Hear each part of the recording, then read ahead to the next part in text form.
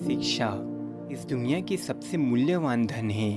दोस्तों, शिक्षा का इतिहास हजारों सालों से जुड़ा है। हम बात करें एक गांव, शहर, देश की, तो सभी कहीं ना कहीं से शिक्षा से जुड़े हुए हैं और हम भी। नमस्कार दोस्तों, मैं हूं सुभाष निर्मलकर और आप हैं मेरे साथ प्रेरणा की कहानी में।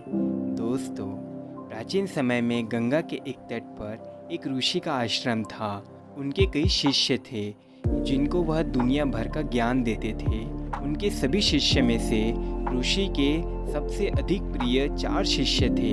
जब इनकी शिक्षा पूर्ण हुई तब उन्होंने उनके ज्ञान के विषय में जानना चाहा कि आपने कितना ज्ञान प्राप्त किया है।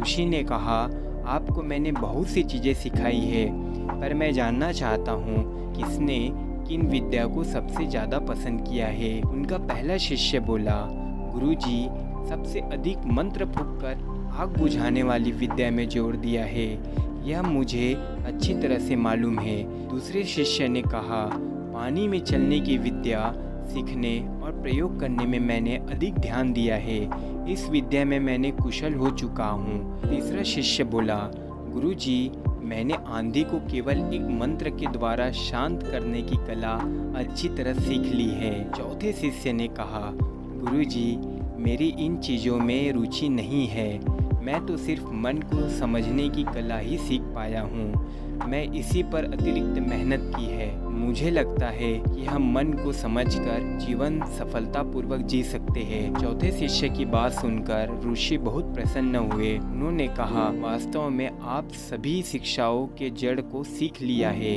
दोस्तों, किसी भी विद्या में दक्षता हासिल करने के लिए मन की गति को समझना अति आवश्यक है। जिसने मन की गति पर अधिकार कर लिया है वे सभी तरह के अनुभव को जीत लेगा जो सुखी जीवन के लिए जरूरी है। इसलिए दोस्तों, मन को जरूर समझें। धन्यवाद।